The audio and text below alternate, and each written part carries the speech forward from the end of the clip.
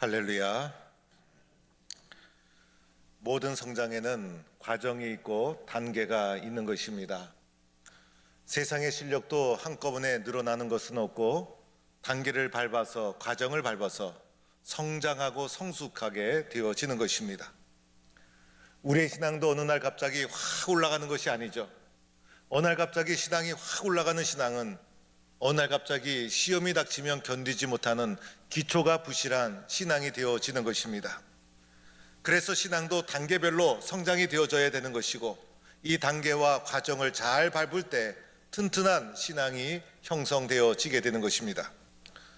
오늘 말씀은 베드로가 예수님의 부름을 받는 장면인 것입니다. 예수님의 제자 베드로가 어느 날 예수님의 수제자로 확 올라간 것이 아니라, 그도 세상적인 사람이었는데 과정과 단계를 밟아가며 성숙한 제자로 나아가게 됩니다. 오늘 베드로의 성장에도 영적인 성장의 단계가 있었는데, 오늘 이 말씀을 신앙 성장의 단계의 관점에서 바라보면서 베드로의 신앙 단계의 관점을 잘 살펴보고 우리도 어떠한 신앙 단계에 있는지 살펴보는 시간을 갖도록 하겠습니다. 먼저 베드로에게는 첫 번째 단계는 평범한 세상 일을 하며 살아가는 단계였습니다. 이 모든 단계는 모든 사람들이 마찬가지로 이러한 단계에서 인생을 살아갑니다. 오늘 2절 말씀에 어부들이 배에서 나와 그물을 씻는지라, 베드로는 그물을 씻는 세상 일에 열심히 성실하게 살아가던 사람이었습니다. 베드로도 이와 같이 똑같이 세상 일을 성실하게 감당하며 살아갔던 사람이었고, 우리들 또한 그렇게 살아가던 자들이었습니다. 베드로는 배를 끌고 갈릴리 호수 가운데로 가서 그물을 내리고 고기를 잡고 그것을 팔아 생활하는 사람이었습니다. 그래서 베드로의 관심은 늘 고기를 많이 잡는 것이었습니다. 이런 생활을 성실하게 감당했던 자가 베드로였고, 이렇게 세상적 평범한 삶을 살아가던 사람이 바로 시몬 베드로였던 것입니다. 오늘도 그물을 밤새도록 내리고 헛땅치고 돌아와서 그물을 씻는 중이었습니다. 그물을 열심히 씻어서 다음에 또다시 출항해야지, 이런 생각을 가지고 그물을 씻으면서 준비하고 있는 베드로에게 예수님께서 찾아오신 것입니다. 이렇게 베드로가 평범한 사람으로 살아갔듯이 우리도 이러한 사람으로 살았던 사람이었고, 이렇게 평범한 사람으로 살아가던 상태를 1단계 상태라 할 수가 있습니다.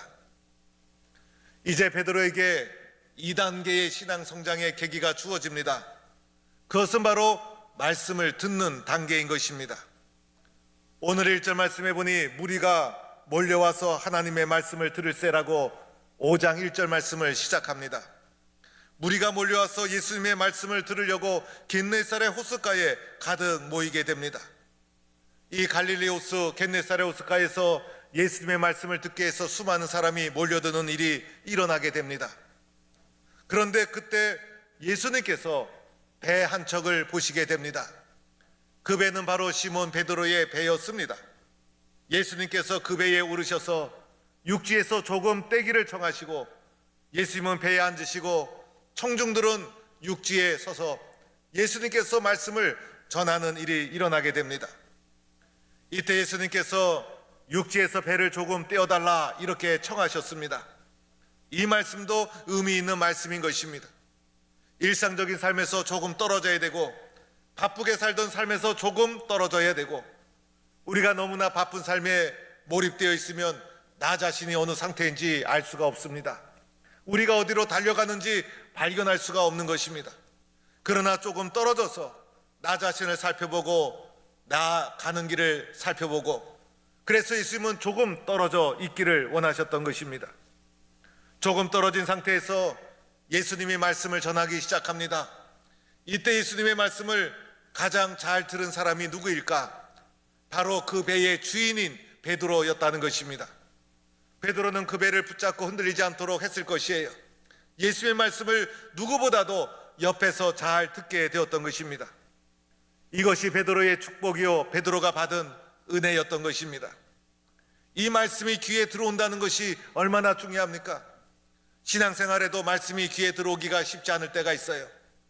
그래서 교회를 다녀도 사람이 좋아서 교회 다니는 것이 좋아서 예배당에 나오고 신앙생활하는 분이 있습니다.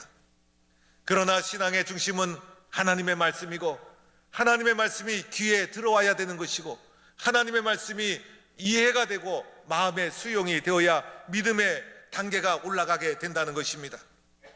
말씀이 들려져야 신앙이 제대로 성장하게 되는 것이고 말씀이 들어올 때 비로소 신앙이 생겼다고 할 수가 있는 것입니다.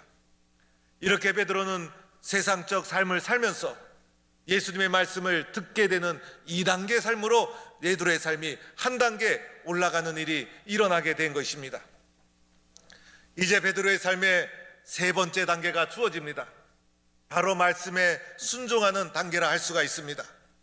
오늘 5절 말씀에 보니 선생님 우리가 밤이 새도록 수고하였으되 잡은 것이 없지만은 말씀에 의지하여 내가 그물을 내리리이다. 베드로가 말씀에 듣는 단계에서 한 단계 더 나가 순종하는 단계로 나가는 말씀인 것입니다. 말씀을 듣다 보니 은혜가 되고 믿음이 생기고 감동이 되고 그래서 예수님의 말씀을 한참 듣고 있는데 예수님께서 베드로를 향하여 이렇게 말씀하십니다. 베드로야 깊은 데로 가서 그물을 내려 고기를 잡으라. 이렇게 말씀하시는데 이 말씀은 베드로의 입장에서는 도무지 받아들이기 힘든 말씀이었던 것입니다. 지금은 그물을 가지고 고기를 잡으러 나갈 때가 아니라 베드로가 밤새도록 그물을 내리고 고기를 잡다가 돌아와서 지친 마음을 가지고 그물을 씻는 중이 아니었습니까? 다음 출항을 해서 그물을 씻고 준비할 때지 지금 나갈 때가 아니었던 것입니다. 고기도 잡으러 나갈 때가 있고 그물을 내릴 때가 있고 그것의 전문가가 베드로인데 예수님께서는 갑자기 힘들어서 쉬고 다음 출항을 준비해야 될 상황인데 지금 당장 나가서 그물을 내려 고기를 잡으라는 예수님의 말씀이었던 것입니다. 여러분, 사람은 자기 상식에 맞지 않으면 받아들이기 어렵습니다. 자기 생각과 다르면 어떻게 이 말씀을 받아들일 수 있겠습니까? 사람이 얼마나 고집과 주관이 강한 사람인지 모릅니다. 그런데 특별히 그 중에서도 베드로는 고기 잡는 전문가 아닙니까? 전문가의 고집과 자존심 대단하지 않습니까? 그래서 이 전문가는 다른 사람의 말에 자신을 의지하지 않습니다. 자신의 지식과 자신의 경험으로 판단하는 사람이 바로 전문가인 것입니다. 그래서 고기잡이 전문가 베드로가 이 말씀을 들을 때는 받아들일 수 없는 말씀이었고 이 말씀을 맨 처음에 들었을 때 무척이나 당황했을 것입니다. 그리고 많은 고민을 순식간에 했을 것입니다. 그리고 베드로가 마침내 결단을 하고 예수님께 말씀을 합니다. 선생님, 우리가 밤이 새도록 수고를 하였으되 잡은 것이 없지만은 말씀에 의지하여 내가 그물을 내리리이다. 이렇게 놀라운 순종의 결단을 했다는 것입니다. 먼저 베드로가 이때 예수님을 가리켜 선생님이라고 부르지 않습니까?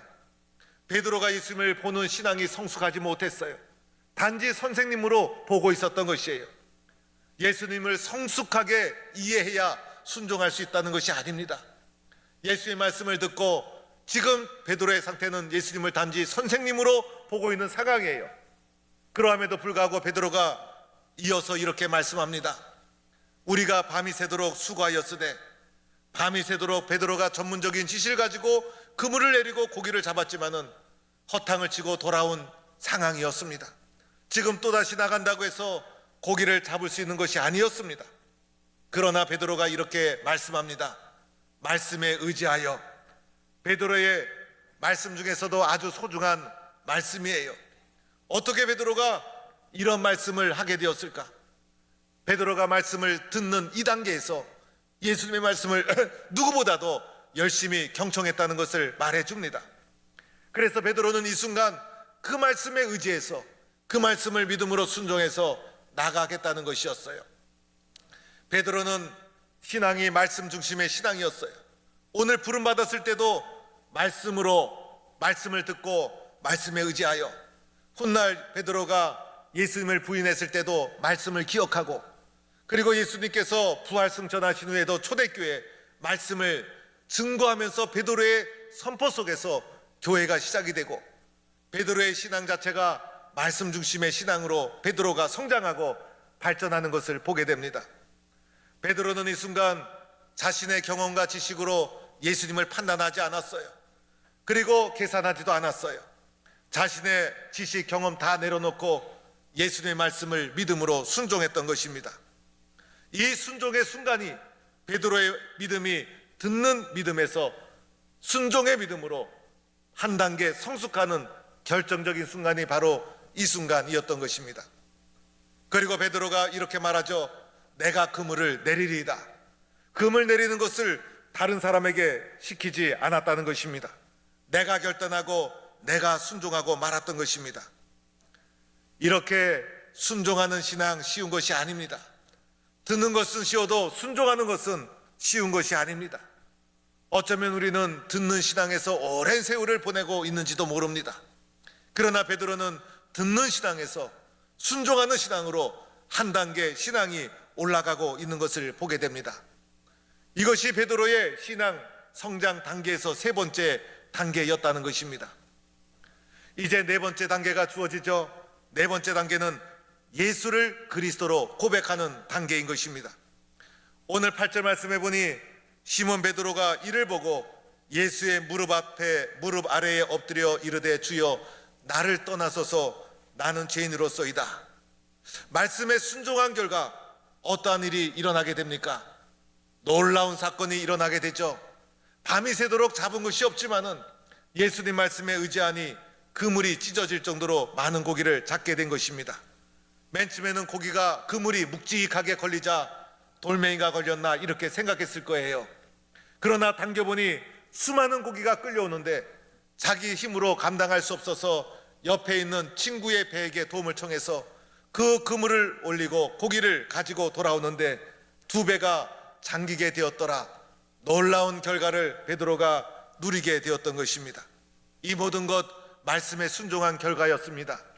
베드로의 전문적 지식으로는 실패했지만은 예수의 말씀에 순종할 때 놀라운 결과가 주어지게 된 것이었습니다. 이 모든 것 순종한 사람만이 경험할 수 있는 것, 순종한 사람만이 누리는 축복이라 할 수가 있는 것입니다.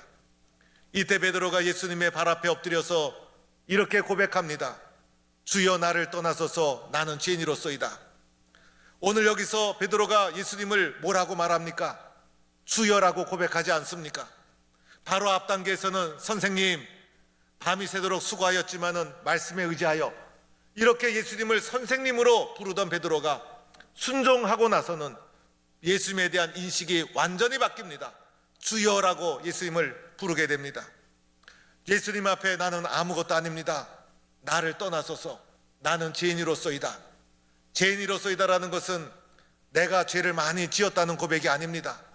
주님 나는 연약하고 부족한 존재입니다. 내 전문적인 지식 예수님에 비하면 아무것도 아닙니다. 예수님만을 그리스도로 고백하는 체험적 신앙의 고백이 바로 나를 떠나소서 나는 죄인으로소이다. 이러한 고백이었던 것입니다. 이렇게 베드로는 1단계부터 3단계까지 4단계까지 단계별로 신앙이 성장해 가는 것을 보게 됩니다. 오늘 4단계에서는 체험적 신앙인으로 예수님을 그리스도로 고백하는 베드로의 모습을 보게 됩니다. 나의 신앙 단계는 어느 단계인가? 성실한 사람으로 살아가는 1단계인가? 아니면 예수님의 말씀을 듣는 2단계 신앙인인가?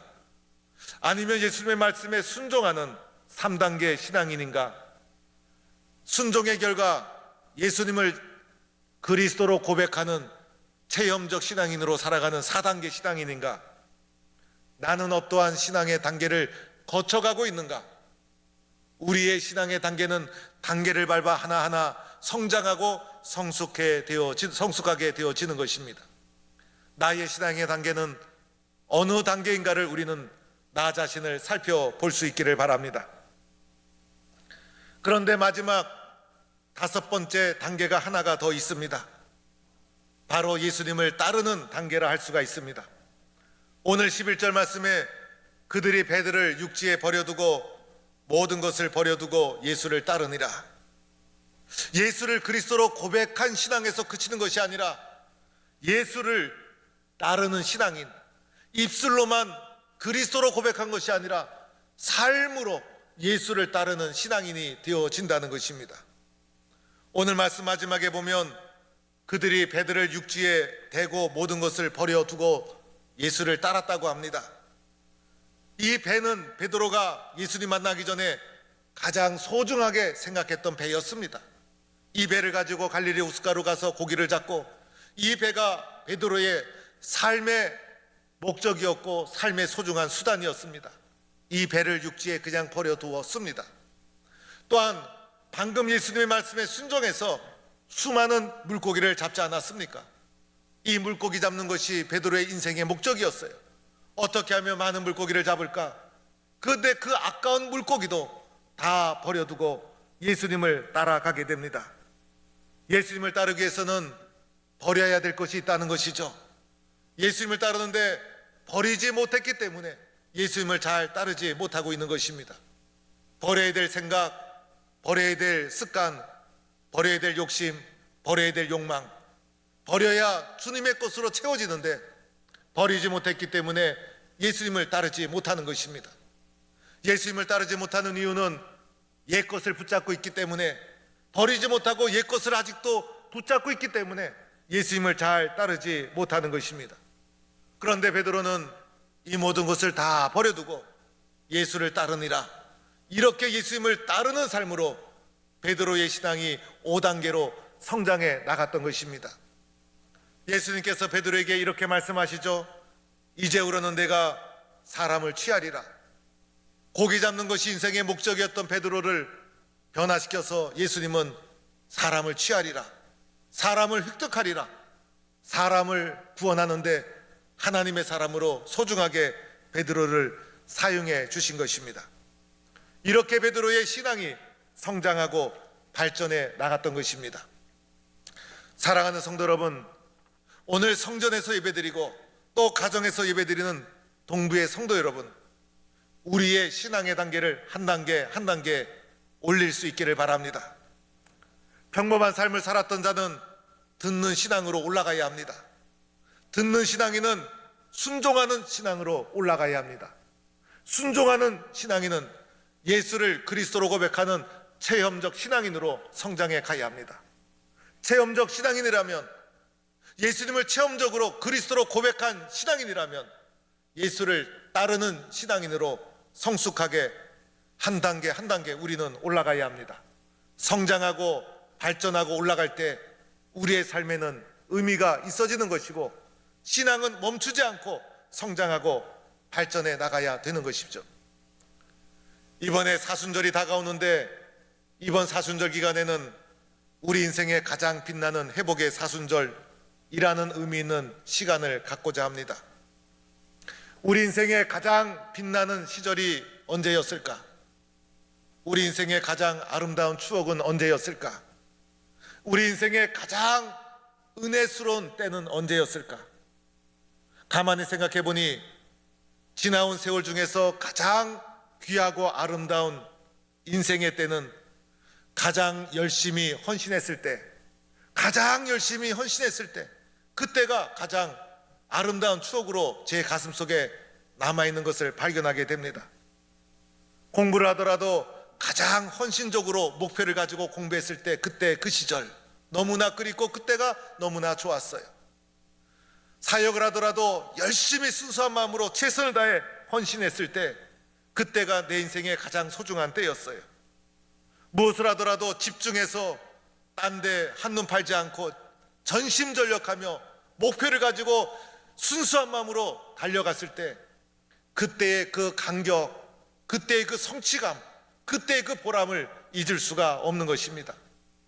되돌아보니 성전 건축할 때도 그랬어요. 성전 건축밖에는 보이지가 않았어요.